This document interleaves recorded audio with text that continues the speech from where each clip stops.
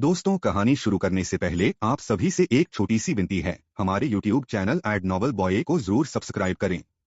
यह कहानी पूर्णतः काल्पनिक फिक्शनल है। इसका वास्तविक जीवन से कोई संबंध नहीं है। कहानी का नाम है रीबोर्न एम्परर। तो चलिए कहानी शुरू करते हैं। रसायन शास्त्रियों का परिवार देव ज्वाला उसके शरीर में कैसे गई थी, इसको लेकर आकर्ष काफी देर तक उलझन में रहा। पिछले 24 घंटे में उसके साथ क्या कुछ हुआ था उसे कोई भी जानकारी नहीं थी। काफी देर तक सोचने के बाद जब उसे कोई भी जवाब नहीं मिला तो उसने अपना ध्यान दूसरी बातों पर केंद्रित किया। सबसे पहले उसने देव ज्वाला का इस्तेमाल करने की कोशिश की, लेकिन अब की बार उसे और भी तेज झटका लगा, क्योंकि जितना उसने सोचा था देव ज्वाला उतना काम नहीं कर रही थी। देव ज्वाला का बस एक छोटा सा अंश उसकी हथेली में प्रकट हो रहा था। उसने एक बार फिर कोशिश की, लेकिन इस बार भी कोई खास असर नहीं पड़ा। 10 मिनट तक वह कोशिश करता रहा कि देव ज्वाला को पूरी तरह से इस्तेमाल कर पाए, लेकिन कुछ भी बदलाव देखने को नहीं मिला। लगता है इसको भी पूरी तरह से इस्तेमाल करने के लिए मुझे कुछ समय तक इंतजार करना होगा। एक काम करता हूँ, पहले वापस प्रदेश लौटता हूँ और कुछ सामग्रियां खरीदकर गोलियों का निर्माण करने की कोशिश करता हूँ, आकर्ष ने अपने आप से कहा। अब जब देव ज्वाला पूर्ण रूप से प्रकट नहीं हो रही थी तो वह उस छोटे से अंश के साथ ही देखना चाहता था कि क्या वह गोलियों का निर्माण कर सकता है या नहीं। इसी सोच के साथ वह वहां से रवाना हुआ। वापसी का रास्ता और भी ज्यादा सरल था। कुछ ही समय में वह नव प्रदेश की राजधानी पहुंच गया। सबसे पहले उसने आत्मशुद्धि गोलियां बनाने का फैसला किया। ऊर्जा स्तर बढ़ाने के लिए यह सबसे सामान्य गोली मानी जाती थी। यह इतनी साधारण थी कि आम लोगों को भी पता था कि इसका निर्माण करने के लिए कौन कौन सी सामग्रियों की आवश्यकता पड़ती है। आकर्ष को निर्माण विधि पता थी, लेकिन उसे यह पता नहीं था कि वह गोलियों का निर्माण कर सकता है या नहीं। तो उसने बड़ी मात्रा में सामग्रियों को खरीदने का फैसला किया। बाजार में आने के बाद उसने सबसे पहले औषधालय ढूंढा। कहिए महोदय, आपकी क्या सेवा कर सकते हैं? जैसे ही आकर्ष ने औषधालय में प्रवेश किया, सामने खड़े कर्मचारी ने विनम्र स्वर में आकर्ष से पूछा, मुझे आत्मशुद्धि गोलियां बनाने की सामग्री चाहिए। आकर्ष ने अपने आने का कारण बताया। उसका जवाब सुनकर कर्मचारी की आंखें खुशी से चमक उठी। दरअसल औषधालय में जितने भी लोग आते थे उनमें अधिकांश लोग गोलियां खरीदने आते थे। पूरे प्रदेश में मुश्किल से 3 से 4 लोग थे जो सामग्रियां खरीदने आया करते थे। पूरे नव प्रदेश में सिर्फ 3 से 4 ही रसायन शास्त्री थे। इनमें से 2 रसायन शास्त्री तो प्रदेश प्रमुख के महल से थे और बाकी वाले प्रदेश में ही मौजूद कुछ बड़े परिवारों के सदस्य थे। आत्मशुद्धि गोली बनाने की सामग्री आपको मिल जाएगी, लेकिन क्या आप मुझे बता सकते हैं कि आपको कितने समूह चाहिए? कर्मचारी ने विनम्र स्वर में आकर्ष से पूछा। यह जानकर कि आकर्ष सामग्री लेने आया है, कर्मचारी के मन में सबसे पहला विचार यही आया कि जरूर आकर्ष किसी रसायन शास्त्री के कहने पर यहाँ पर आया होगा। आकर्ष की उम्र और उसके चेहरे को देखते हुए कर्मचारी को कहीं से भी यह नहीं लग रहा था कि आकर्ष खुद एक रसायन शास्त्री हो सकता है। यहाँ पर जिन समूह की बात हो रही थी उन्हें एक प्रकार से स्टॉक समझा जा सकता था। आत्मशुद्धि गोलियां बनाने के लिए बहुत सारी सामग्रियां चाहिए होती थी और इन सामग्रियों का एक पूरा स्टॉक होता था। कर्मचारी बस यह जानना चाहता था कि आकर्ष को इस प्रकार के कितने स्टॉक की जरूरत है। तुम्हारी दुकान में जितने भी समूह है मुझे वह सब के सब चाहिए, आकर्ष ने जवाब दिया। महोदय, सारे समूह ज्यादा हो जाएंगे। आप पूरी तरह से सुनिश्चित हैं ना कि आपको सारा सामान चाहिए? कर्मचारी ने इस बार थोड़े संकोच के साथ पूछा। दरअसल उनकी दुकान में बहुत सारे स्टॉक थे और अगर उन सभी को एक साथ खरीदा जाता तो उनकी कीमत बहुत ज्यादा हो जाती। कर्मचारी को इसी को लेकर थोड़ा शक हो रहा था कि आकर्ष इतनी कीमत दे पाएगा या नहीं। तुम बस सामान तैयार करो, जो भी कीमत होगी मैं दे दूंगा, आकर्ष ने जवाब दिया। जी। कर्मचारी ने सहमति में सिर हिलाते हुए कहा और उसके बाद सामान तैयार करने के लिए वहां से जाने लगा। लेकिन इसी समय दो और लोग ग्राहक के रूप में औषधालय के भीतर आए। उन दोनों को देखकर कर्मचारी अपनी जगह पर ही रुक गया और अपने चेहरे पर मुस्कुराहट लाते हुए उनसे आने का कारण पूछा। दरअसल यह जो दो लोग अंदर आए थे, इनमें से एक मध्य अवस्था का आदमी था जो उस परिवार से था जिसमें रसायन शास्त्री था। छोटे प्रमुख धनंजय, आप यहाँ पर? क्या कोई सामग्री चाहिए थी? कर्मचारी ने पूछा। मुझे आत्मशुद्धि गोलियां बनाने के लिए सामग्री चाहिए, मध्य अवस्था के आदमी ने जवाब दिया। कितने समूह? कर्मचारी ने पूछा। 10 समूह, मध्य अवस्था के आदमी ने जवाब दिया। आपको भी यही सामग्री चाहिए? यह तो आपके परिवार के सदस्य ने सारी खरीद ली है। कर्मचारी ने आकर्ष की तरफ इशारा करते हुए उस मध्य अवस्था के आदमी से कहा। हमारे परिवार का सदस्य? कर्मचारी की बात सुनकर मध्य अवस्था का आदमी एक पल के लिए चौंक गया। उसने ध्यान से आकर्ष की तरफ देखा। तुम्हें कोई गलतफहमी हुई है। यह हमारे परिवार का सदस्य नहीं है, मध्य अवस्था के आदमी ने कहा। यह सुनकर कर्मचारी भी एक पल के लिए चौंक पड़ा। उसने पुष्टि करने के लिए वापस आकर्ष की तरफ देखा। आप इनके त्रिवेदी परिवार से नहीं हैं? कर्मचारी ने पूछा। नहीं, मैं उनके परिवार को नहीं जानता। मुझे बस सामान चाहिए। अगर दे सकते हो तो जल्दी दो, वरना मैं यहां से जा रहा हूं। शहर में यह इकलौती दुकान नहीं है जहां पर औषधियां मिलती है, आकर्ष ने कहा। माफ करें, मेरे कहने का वह मतलब नहीं था।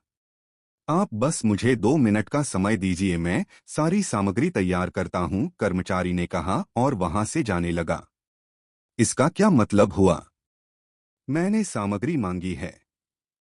पहले मुझे दो, कर्मचारी को वहां से जाते देख मध्य अवस्था के आदमी ने जल्दबाजी दिखाते हुए कहा।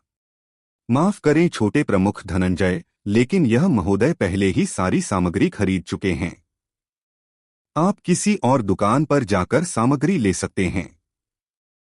हमारे पास अब एक भी समूह नहीं है, कर्मचारी ने सीधा जवाब दिया।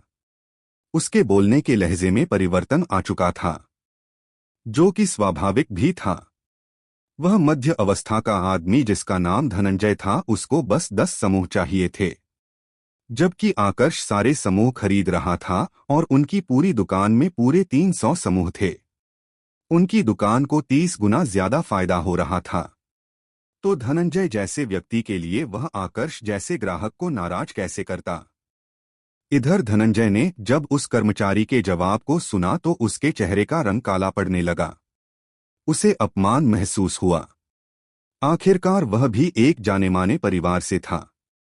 लेकिन उसने अपना यह गुस्सा कर्मचारी पर नहीं दिखाया, क्योंकि कर्मचारी जिस औषधालय में काम कर रहा था, यह औषधालय एक दूसरे परिवार के अधीन था और इस दूसरे परिवार की ताकत धनंजय के अपने त्रिवेदी परिवार के बराबर थी।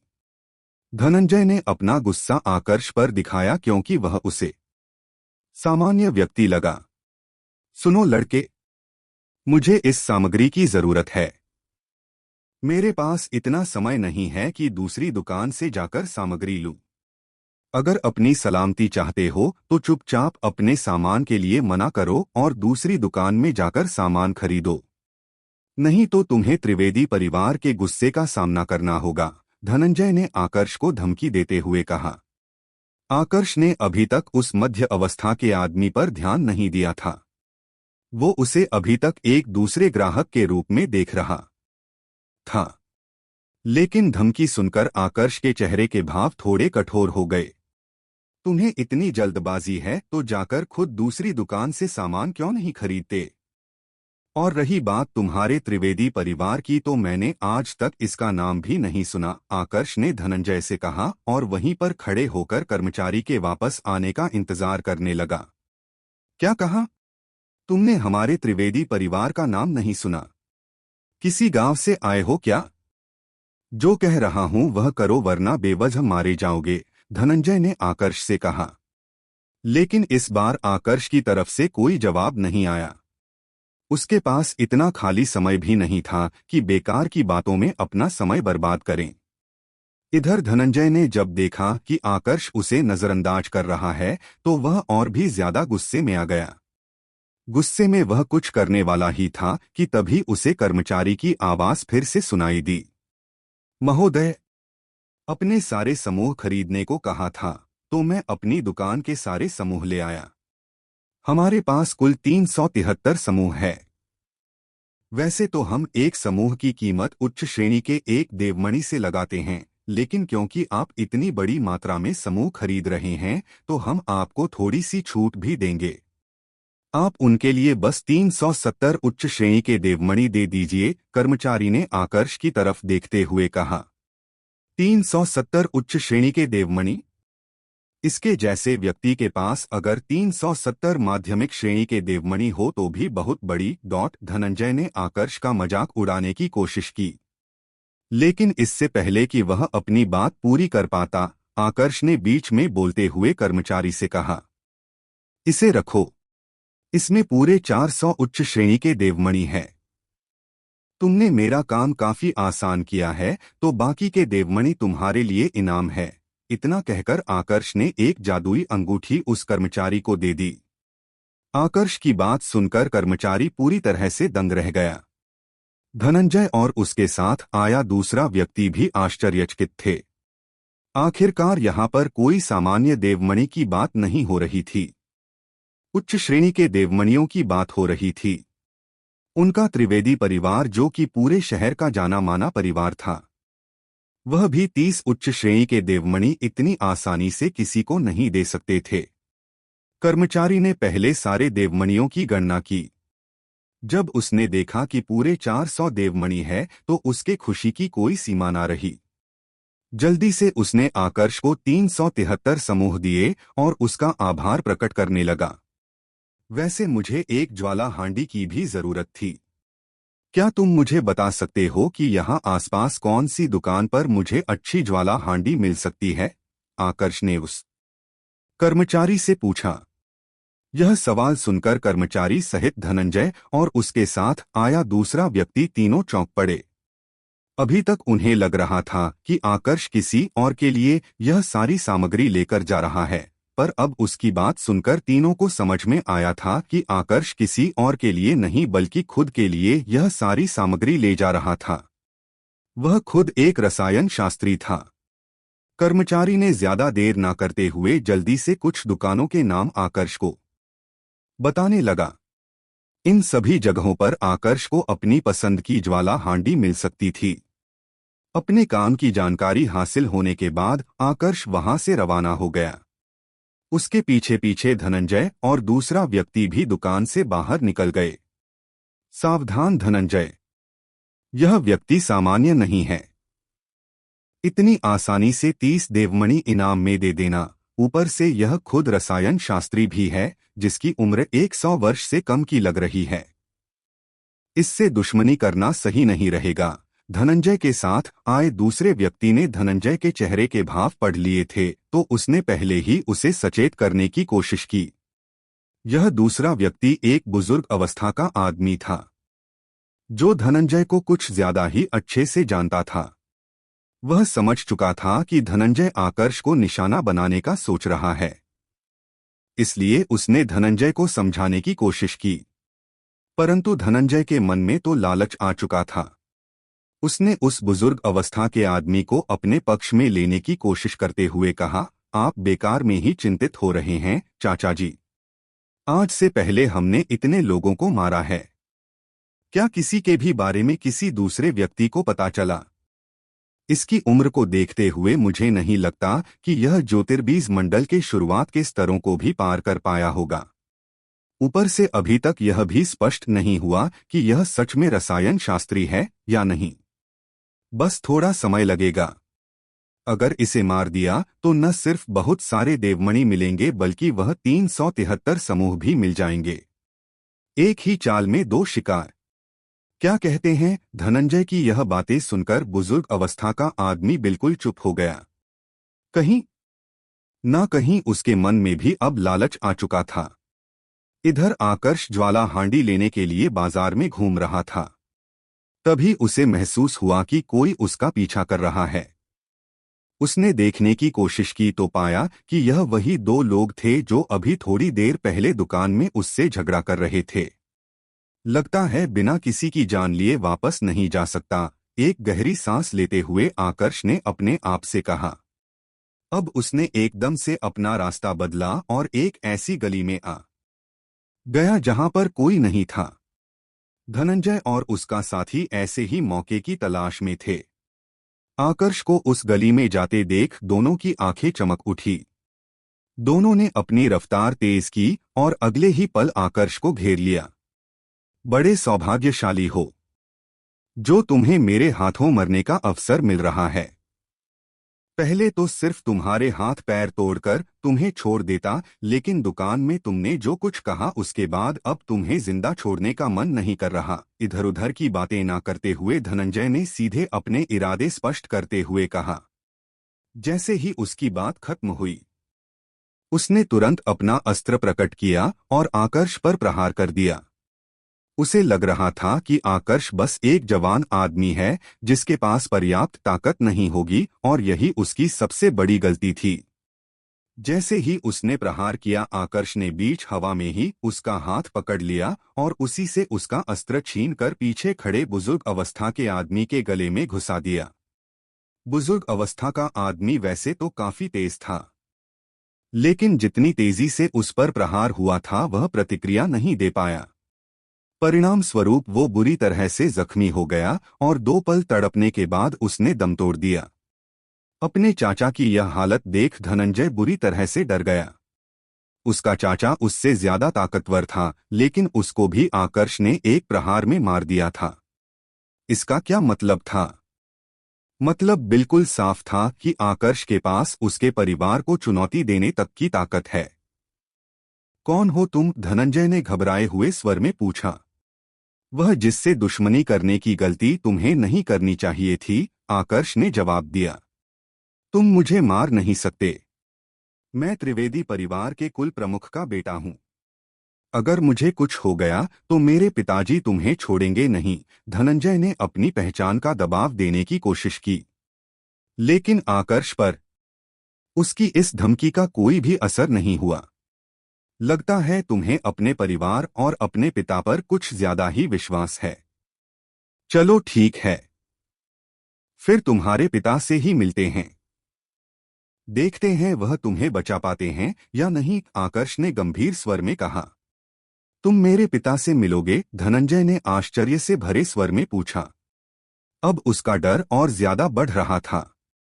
पहली बार उसे ऐसा लग रहा था कि उसने वाकई किसी खतरनाक आदमी से दुश्मनी मोल ले ली है। पर अब क्या किया जा सकता था? अगर चाहते हो कि मैं तुम्हें ना मारो तो मुझे अपने पिता के पास ले चलो, वरना मरने का विकल्प तो है ही, आकर्ष ने कहा। धनंजय इस समय कितना डर चुका था, इसका अंदाजा इसी बात से लगाया जा सकता था कि उसकी पतलून गीली होने लगी थी। उसी अवस्था में वह अपने महल की तरफ भागा।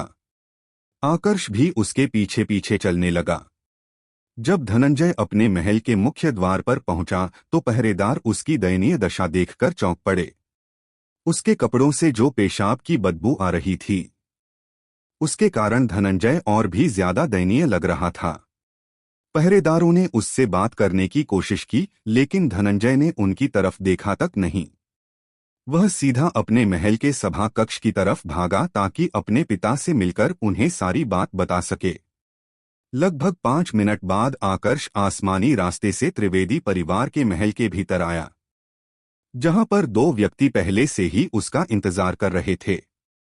एक तो था धनंजय और दूसरा था उसका पिता। धनंजय के पिता ने जब आकर्ष को देखा तो पहले तो वह भी दंग रह गया। आकर्ष की उम्र को देखते हुए वह उसे कहीं से भी खतरनाक नहीं लग रहा था, लेकिन अपने बेटे की हालत देखकर वह उस पर संदेह भी नहीं कर पा रहा था। माफ करें, मेरे बेटे ने जो कुछ किया है उसके लिए मैं शर्मिंदा हूं। धनंजय की गलती के लिए त्रिवेदी परिवार आपको कीमत देने के लिए तैयार है। धनंजय के पिता ने सीधा मुद्दे की बात की। इतना तो उन्हें भी समझ में आ रहा था कि अगर आकर्ष ने धनंजय को जिंदा छोड़ा है तो निश्चित रूप से उसे कीमत ही चाहिए होगी। धनंजय के पिता कोई बेकार की समस्या नहीं चाहते थे, तो वह भी जल्द से जल्द इस मामले को खत्म करना चाहते थे। कितनी कीमत? आकर्ष ने पूछा। 1000 उच्च श्रेणी के देवमणि, धनंजय के पिता ने जवाब दिया। तुम्हें पता है, तुम्हारे बेटे ने मुझे लूटने की कोशिश नहीं की बल्कि मुझे मारने की कोशिश की है। यहाँ आते हुए मैंने लोगों से सुना कि तुम्हारा परिवार यहाँ के 5 सबसे शक्तिशाली परिवारों में से एक है। तुम्हें नहीं लगता कि तुम्हारे बेटे की जान की कीमत थोड़ी ज्यादा होनी चाहिए? आकर्ष ने कहा। यह सुनकर धनंजय के पिता के चेहरे के भाव हल्के से कठोर हो गए। गलती उनके परिवार की तरफ से हुई थी, इसलिए वह गलती मानकर 1000 देवमणि दे रहे थे, वरना उनका इरादा तो इतने देवमणि देने का भी नहीं था। जबकि आकर्ष उनकी यह बात समझने की जगह उल्टा उनसे और ज्यादा देवमणियों की मांग कर रहा था। उनका गुस्सा होना तो स्वाभाविक था, लेकिन फिर भी उन्होंने तुरंत गुस्सा प्रदर्शित नहीं किया। अपने आप को शांत दिखाते हुए उन्होंने आकर्ष से पूछा, तुम्हें कितने देवमणि चाहिए? उच्च श्रेणी के 1,00,000 देवमणि, आकर्ष ने सीधा और स्पष्ट जवाब दिया। क्या? यह कीमत सुनकर धनंजय के पिता का चेहरा गुस्से से लाल पीला होने लगा, पर आकर्ष ने इस पर भी कोई प्रतिक्रिया नहीं थी। उसने बहुत सोच समझकर यह कीमत लगाई थी। दरअसल जब प्रखर को खत्म किया गया था, तब उसके पास से आकर्ष को पूरे 50,000 उच्च श्रेणी के देवमणि मिले थे। फिर त्रिवेदी परिवार तो एक बहुत बड़ा परिवार था। उनके लिए 1,00,000 उच्च श्रेणी के देवमणि कुछ भी नहीं थे। हाँ, यह बात अलग थी कि इतने देवमणि होने के बावजूद वह उच्च श्रेणी का एक भी देवमणि किसी को ऐसे ही नहीं देते थे। फिर यहाँ तो 1,00,000 देवमणियों की बात हो रही थी। त्रिवेदी परिवार इसके लिए कैसे तैयार हो जाता? तुम्हें नहीं लगता कि तुम अपनी औकात से बड़ी मांग कर रहे हो? धनंजय के पिता ने कर्कश स्वर में कहा। इसमें औकात की बात कहाँ से आ गई? तुम्हारे बेटे ने मुझे मारने की कोशिश की, मैं तो अभी भी इस मामले को हल्के में ले रहा हूँ।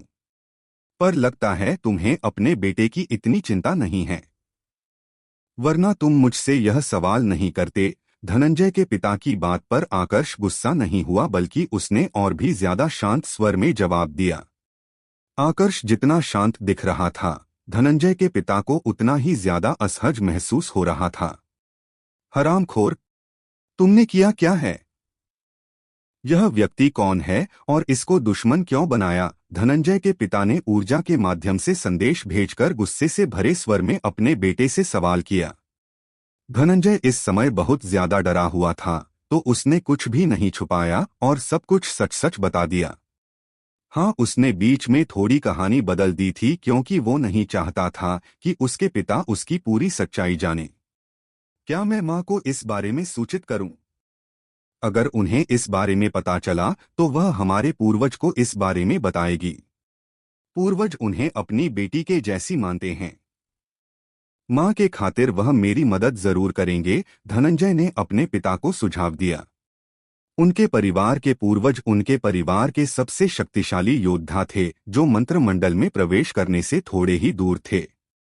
अपने बेटे का यह सुझाव सुनकर धनंजय के पिता ने कहा, और कोई विकल्प भी नहीं है। हमें उन्हें इस बारे में सूचित करना ही होगा, लेकिन साथ में बाकी सभी एल्डरों को भी सूचित करो। मुझे इस आदमी के साथ कुछ गड़बड़ लग रही है। जितना सतर्क रहेंगे उतना ही अच्छा है। यह कहते हुए उन्होंने भी अपनी जादुई अंगूठी में से कुछ प्रकाश पुंज निकाले और उन्हें हवा में उछाल दिया। आकर्ष यह सब कुछ होता देख रहा था। उसे समझ में आ रहा था कि दोनों बाप बेटे क्या करने की कोशिश कर रहे थे, पर इसके बावजूद उसने रोकने की कोशिश नहीं की। थोड़ी सी देर में वहां पर कई सारे एल्डर प्रकट हो गए। इनमें एक तो रसायन शास्त्री था, एक उनके परिवार का वरिष्ठ एल्डर था और एक रक्षक एल्डर था। इनके अलावा बाकी सब सामान्य एल्डर थे। वहां पर प्रकट होने के बाद उन सभी ने सबसे पहले आकर्ष के बारे में जानने की कोशिश की। जब धनंजय के पिता ने उन्हें सारी सच्चाई बताई तो सभी गुस्से में धनंजय को घूरने लगे। कुल प्रमुख, यह व्यक्ति खतरनाक है। अगर इसे अपनी ताकत पर विश्वास नहीं होता तो यह हमारे आने का इंतजार नहीं करता। जल्दी से अपने दादाजी को बुलाएं। अब सिर्फ वही हमारी मदद कर सकते हैं, परिवार के रक्षक एल्डर ने धनंजय के पिता से कहा। आकर्ष अभी भी शांत खड़े होकर उन सबको देख रहा था। सारे एल्डरों के वहां पर आने के बाद उसने समझने की कोशिश की कि कौन सा एल्डर कौन से पद पर हो सकता है।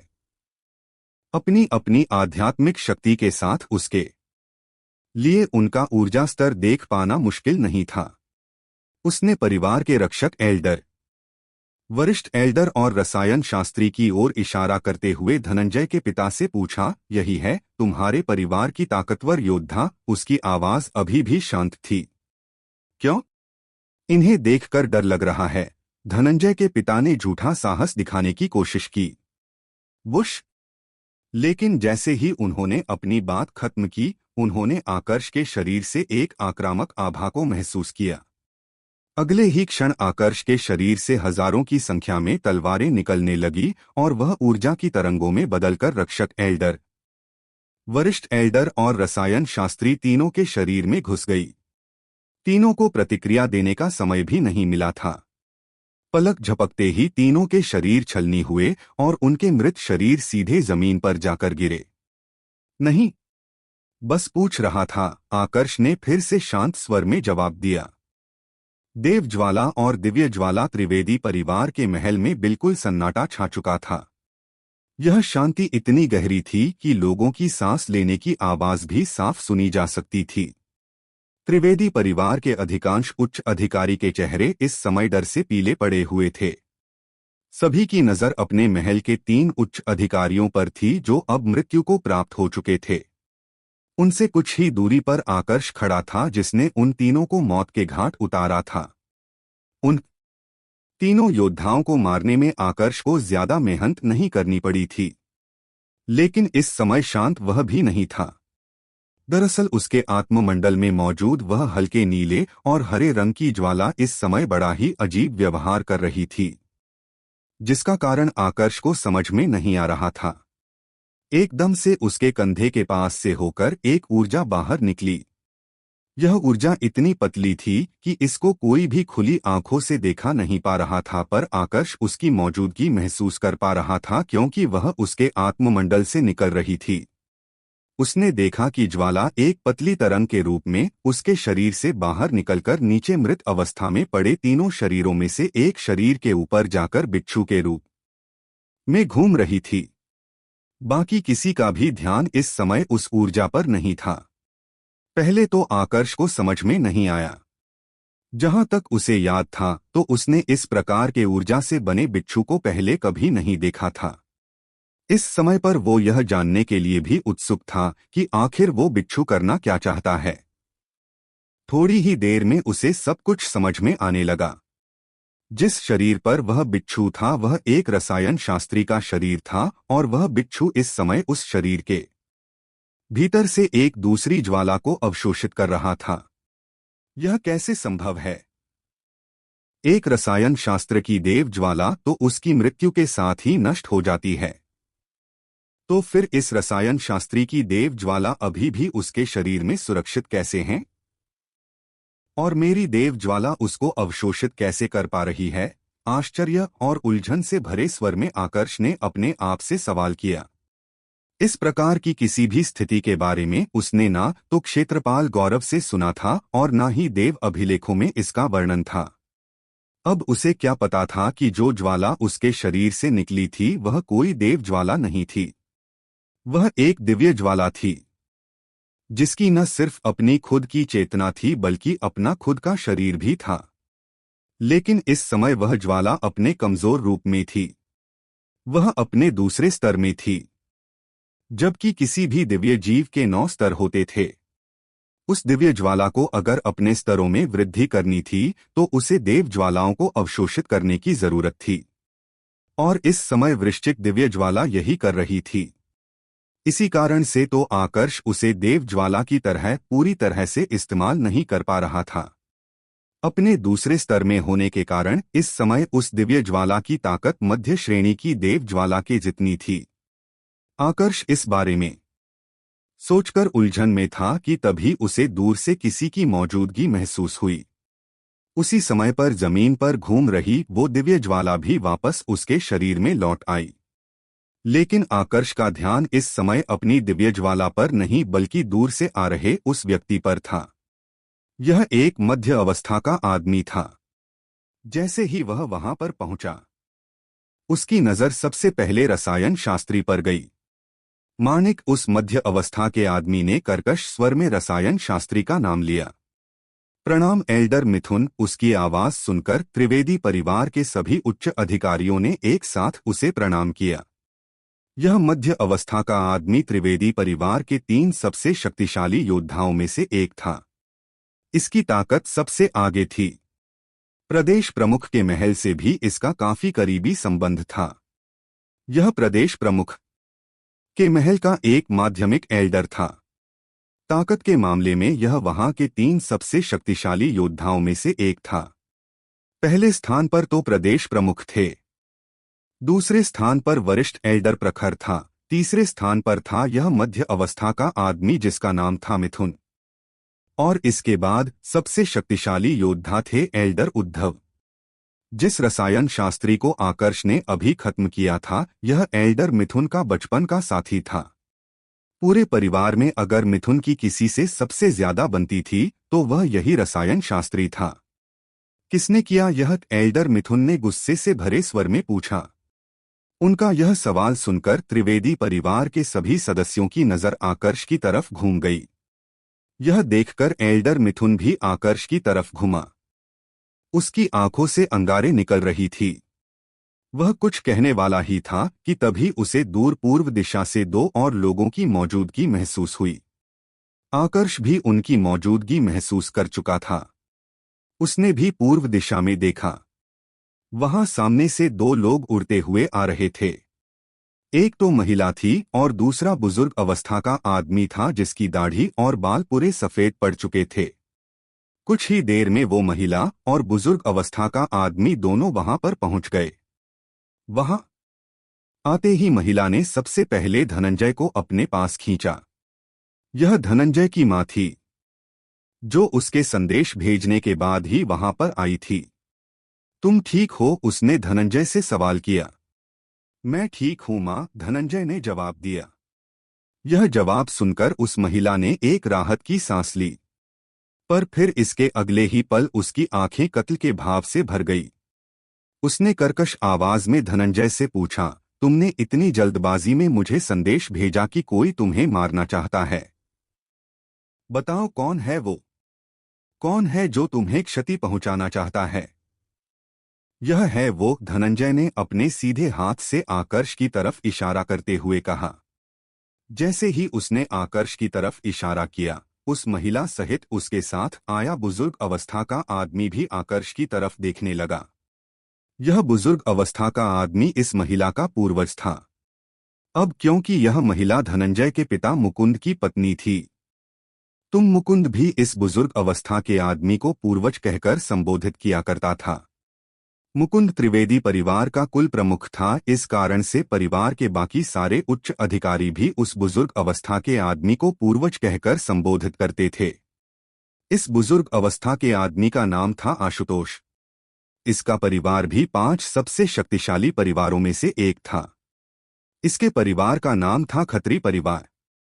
एल्डर आशुतोष मिथुन ने जब आशुतोष को देखा तो धीमी आवाज में प्रणाम किया। आशुतोष ने भी वापस मुस्कुराकर प्रणाम का जवाब दिया। इस मेल मिलाप के बाद सभी की नजर आकर्ष पर जाकर केंद्रित हो गई। दोनों अलग अलग परिवार से जरूर थे, लेकिन अकेले आकर्ष से निपटने के लिए दोनों एक साथ आ चुके थे। कौन हो तुम? मिथुन ने आकर्ष से पूछा। जितनी उसकी उम्र थी, उसके साथ उसके पास अच्छा खासा अनुभव भी था। इस कारण आकर्ष को देखते ही वो समझ चुका था कि उसके साथ कुछ तो गड़बड़ है। इस स्थिति में कोई भी सामान्य योद्धा कोई तो प्रतिक्रिया देता, लेकिन आकर्ष अभी भी शांत था, जिसका मतलब था कि उसे उनका कोई भी डर नहीं था। अब यहाँ पर दो स्थितियां हो सकती थी। पहली स्थिति तो यह थी कि आकर्ष के पास इतनी ताकत थी कि उसे किसी का डर ना हो, या फिर उसके पास किसी ताकतवर व्यक्ति का समर्थन हो सकता था। और दूसरी स्थिति यह हो सकती थी कि आकर्ष बस दिखावा कर रहा था। सच कुछ भी हो सकता था, तो मिथुन जल्दबाजी में कोई फैसला नहीं लेना चाहता था। मैं कौन हूं यह महत्वपूर्ण नहीं है। बात सिर्फ इतनी सी है कि मैं कुछ सामग्री लेकर जा रहा था। उस दौरान इस धनंजय ने मुझे मारने की कोशिश की। इसके एक साथी को तो मैं मार चुका हूं। चाहता तो इसे भी मार देता, पर यह त्रिवेदी परिवार के कुल प्रमुख का बेटा है, तो सोचा इसे अपनी जान बचाने का एक अवसर दूं। मैंने समझाने की कोशिश की, लेकिन परिवार के कुल प्रमुख ने मुझे मेरी औकात बताई। तो त्रिवेदी परिवार को उसकी औकात बताने के लिए मैंने इन तीनों को मार दिया। मैंने 1 लाख उच्च श्रेणी के देवमणियों की मांग की है। तुम समझदार लगते हो। तुम बताओ इस स्थिति में अब क्या करना चाहिए, आकर्ष ने कहा। तो यह अच्छा बनने का दिखावा क्यों कर रहे हो? साफ साफ कहो कि हमारे परिवार के बारे में जानकर तुम्हारे मन में लालच आ गया, मिथुन ने कर्कश आवाज में कहा। बिल्कुल। जब तुम्हारे घर का बेटा लालच कर सकता है, तो मुझे लालच करने में कैसी शर्म। बस मैं पैसों के लिए किसी को मारता नहीं। मैं अवसर दे रहा हूं। अब कोई मुझे मारने आएगा तो मैं उसका आदर सत्कार तो करूंगा नहीं, आकर्ष ने जवाब दिया। आप लोग इसके साथ बात करके समय व्यर्थ क्यों कर रहे हैं? इसे खत्म क्यों नहीं करते? ठीक इसी समय पर धनंजय की मां ने अपनी आंखों में कत्ल का भाव प्रदर्शित करते हुए गुस्से से भरी आवाज में सभी योद्धाओं से कहा। उसकी बात सुनकर आशुतोष अपनी जगह से आगे बढ़ने लगे। खत्री परिवार के आधार, एल्डर आशुतोष, आपके खत्री परिवार से मेरी कोई दुश्मनी नहीं है, तो बेकार की दुश्मनी मोल मत लीजिए।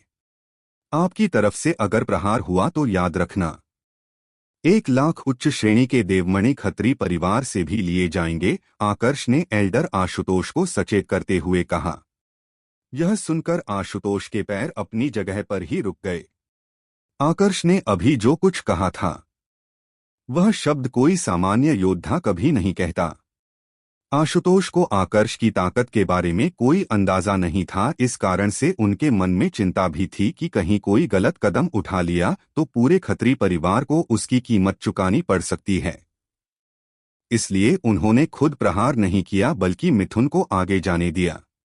यह देखकर आकर्ष को समझने में देर नहीं लगी कि आशुतोष क्या करने की कोशिश कर रहे थे। वह यहाँ पर मिथुन को प्यादे की तरह इस्तेमाल कर रहे थे। अगर आकर्ष मिथुन को कुछ कर देता है तो इसका मतलब था कि आकर्ष की ताकत ज्यादा थी, और उस स्थिति में आशुतोष आकर्ष पर कोई भी प्रहार नहीं करने वाले थे। लेकिन अगर मिथुन आकर्ष को जख्मी कर देता है तो भी आशुतोष को कुछ करने की जरूरत नहीं थी, क्योंकि उस स्थिति में मिथुन ही आकर्ष को खत्म कर देने वाला था। कुल मिलाकर कहें तो आशुतोष यहाँ पर सुरक्षित खेलने की कोशिश कर रहे थे। उनकी यह चाल मिथुन और बाकी सबको समझ में नहीं आ रही थी।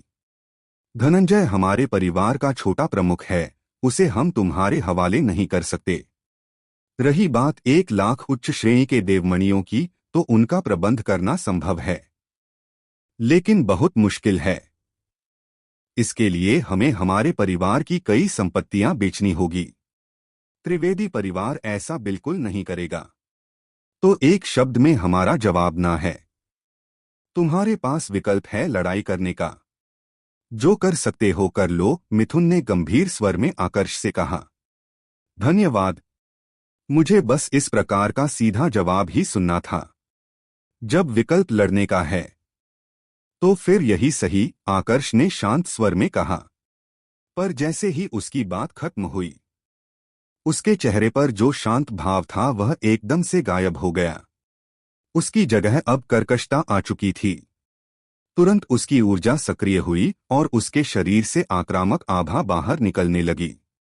यह देखकर मिथुन ने भी अपनी ऊर्जा को सक्रिय करना शुरू कर दिया। उसने सबसे पहले अपने अस्त्र को प्रकट किया। उसका अस्त्र थोड़ा विशेष था। अपने अस्त्र के साथ वो ऊर्जा के एक बहुत बड़े भंवर का निर्माण कर सकता था और वह भंवर एक बहुत बड़ी प्रतिमा का रूप ले लेता था। मिथुन उस प्रतिमा के भीतर बैठ सकता था और अपनी इच्छा से उस पूरी प्रतिमा को संचालित कर सकता था। कुल मिलाकर यह मिथुन का ही एक बहुत बड़ा रूप था जो उसकी इच्छा अनुसार काम करता था। अपने अस्त्र के साथ उसने प्रतिमा का निर्माण किया और उसके भीतर कहीं गायब हो गया। यह पूरी प्रतिमा ऊर्जा से बनी हुई थी जो हल्के पीले रंग में चमक रही थी। जैसे ही मिथुन उसके शरीर के भीतर गया, प्रतिमा ने अपनी आंखें खोली और गुस्से में आकर्ष को घूरने लगी। नादान लड़के, अब मेरे इस प्रहार से बचकर दिखा। एल्डर मिथुन की गुस्से से भरी आवाज प्रतिमा के भीतर से सुनाई देने लगी। अपनी बात पूरी करने के बाद एल्डर मिथुन ने उस पूरी प्रतिमा को नियंत्रित करते हुए आकर्ष पर अपने हाथ से प्रहार करने की कोशिश की। उसकी पूरी ताकत ज्योतिर्बीज मंडल के छठे स्तर के योद्धा को खत्म करने के लिए और 7वें स्तर के योद्धा को गंभीर रूप से जख्मी करने के लिए पर्याप्त थी। मिथुन को पूरा विश्वास था कि इस प्रहार से तो वह आकर्ष को मार ही देगा। लेकिन इसके अगले ही पल कुछ ऐसा हुआ जिसे पूरा त्रिवेदी परिवार आगे आने वाले कई सैकड़ों सालों तक भूलने वाला नहीं था। जैसे ही प्रतिमा का हाथ आकर्ष पर पड़ने वाला था, आकर्ष के शरीर से हजारों की संख्या में तलवार की ऊर्जा तरंगे बाहर निकलने लगी और एक साथ उस प्रतिमा को निशाना बनाने लगी। यह इतनी उग्र तरंगे थी कि इन्होंने पलक झपकते ही पूरी प्रतिमा में जगह जगह दरारें डाल दी और 2 सेकंड के भीतर तो पूरी प्रतिमा को तोड़कर नष्ट कर दिया। इन उग्र तरंगों ने मिथुन को भी नहीं छोड़ा था। उसके भी शरीर में कम से कम 50 से 60 घाव हो चुके थे। मिथुन बुरी तरह से जख्मी हो चुका था पर अभी भी सांस ले पा रहा था। यह नजारा देखकर त्रिवेदी परिवार के महल में एक बार फिर सन्नाटा छा गया। आशुतोष, जो थोड़ी देर पहले तक आकर्ष को निशाना बनाने का सोच रहा था, अब उसने अपना इरादा पूरी तरह से त्याग दिया था। वह मिथुन से ताकतवर तो था, लेकिन उसे यह बात अच्छे से पता थी कि अगर वह अपनी पूरी ताकत का भी इस्तेमाल कर लेता तो भी अपने एक प्रहार में मिथुन को इतने गंभीर रूप से जख्मी कभी भी नहीं कर सकता था। कौन हो तुम? आखिर यह सब क्यों कर रहे हो? मिथुन ने खून की उल्टी करते हुए आकर्ष से पूछा। मैंने पहले ही कहा था, जो मुझे मारने की कोशिश करता है मैं उसे नहीं छोड़ता। मैंने विकल्प दिया था, लेकिन तुम लोगों को अपनी ताकत का नशा था। ताकतवर होने का मतलब यह नहीं है कि तुम अपनी इच्छा अनुसार कुछ भी करो। तुम्हारी इच्छा तुम पर चल सकती है, लेकिन दूसरों पर अपनी इच्छा चलाना, यह कहाँ से सही हुआ? तुम्हारे पास ताकत है तो क्या इसका मतलब यह है कि तुम लोग मुझे मार सकते हो पर मैं जवाब नहीं दे सकता? खैर, बातें बहुत हुई। तुम अपना जीवन जी चुके, अब आराम करो। पहले तो आकर्ष ने शांत स्वर में जवाब दिया, फिर आखिर में जाते जाते उसके शब्द कर्कश हो गए। जैसे ही उसकी बात खत्म हुई, उसने अपनी तलवार प्रकट की और मिथुन के गले पर रख दी। तुम मुझे मार नहीं सकते। मैं प्रदेश प्रमुख के महल का एल्डर हूं। अगर मुझे कुछ भी हुआ तो प्रदेश प्रमुख तुम्हें तुम बोलते बहुत ज्यादा हो। स्विश। मिथुन ने प्रदेश प्रमुख के नाम पर आकर्ष को धमकाने की कोशिश की, मगर उसकी बात पूरी होने से पहले ही आकर्ष ने अपनी तलवार से उसके शरीर को बीच से आधा काट दिया। मिथुन को आगे बोलने का भी अवसर नहीं मिला। हाँ तो त्रिवेदी परिवार, हम हमारी बात करें। मिथुन को मारने के बाद आकर्ष ने त्रिवेदी परिवार के बाकी सदस्यों की तरफ देखते हुए कहा। इस बार किसी ने भी सामने बोलने की हिम्मत नहीं की। उन्हें समझ में आ चुका था कि उन्होंने गलत इंसान से दुश्मनी मोल ले ली है। कोई जवाब नहीं। चलो फिर हिसाब की बात करते हैं। 1,00,000 देवमणि और इस धनंजय की जान। अब मुझे दोनों चाहिए। आकर्ष ने हल्के गंभीर स्वर में त्रिवेदी परिवार के सभी सदस्यों की तरफ देखते हुए कहा। पर पहले तो तुम्हें सिर्फ 1,00,000 देवमणि चाहिए थे। तुमने कहा था तुम मुझे छोड़ दोगे। अब तुम अपने कहे शब्दों से पीछे कैसे हट सकते हो? धनंजय ने घबराई हुई आवाज में सवाल किया। यहाँ पर उसी को खत्म करने की बात की जा रही थी। फिर ऐसा कैसे हो सकता था कि वह यहाँ पर शांत बैठा रहता? अब की बार तो उसकी माँ ने भी कुछ बोलने की हिम्मत नहीं की थी, क्योंकि उसे भी समझ में आ चुका था कि इस बार दुश्मन उनकी कल्पना से ज्यादा ताकतवर है। शब्दों पर टिके रहने की बात तुम लोग तो करो ही मत। तुम्हारा परिवार मुझे 3 बार मारने की कोशिश कर चुका है। पहले तुमने कोशिश की, फिर तुम्हारे पिता ने कोशिश की, और सबसे आखिर में तुम्हारे चाचा ने भी अपनी तरफ से एक आखिरी कोशिश की। तुम लोगों को एक छोटी सी बात पर गुस्सा आ गया, और तुम मुझसे उम्मीद कर रहे हो कि जिसने मुझे मारने की कोशिश की है, मैं उन पर दया दिखाऊं? आकर्ष ने हंसते हुए जवाब दिया। यह सुनकर धनंजय की बोलती भी बंद हो गई। कौन है जिसने मेरे महल के व्यक्ति को मारा? ठीक इसी समय पर एक कर्कश आवाज उस पूरे क्षेत्र में गूंजी। यह तो प्रदेश प्रमुख की आवाज है, त्रिवेदी परिवार के एक एल्डर ने कहा। तुरंत परिवार के सभी उच्च अधिकारियों की आंखें उम्मीद की किरणों से चमकने लगी। उनके अनुसार अब बस प्रदेश प्रमुख ही थे जो उन्हें इस खतरे से बचा सकते थे। जब आकर्ष ने प्रदेश प्रमुख की आवाज सुनी तो उसकी नजर अपने आप आशुतोष पर चली गई।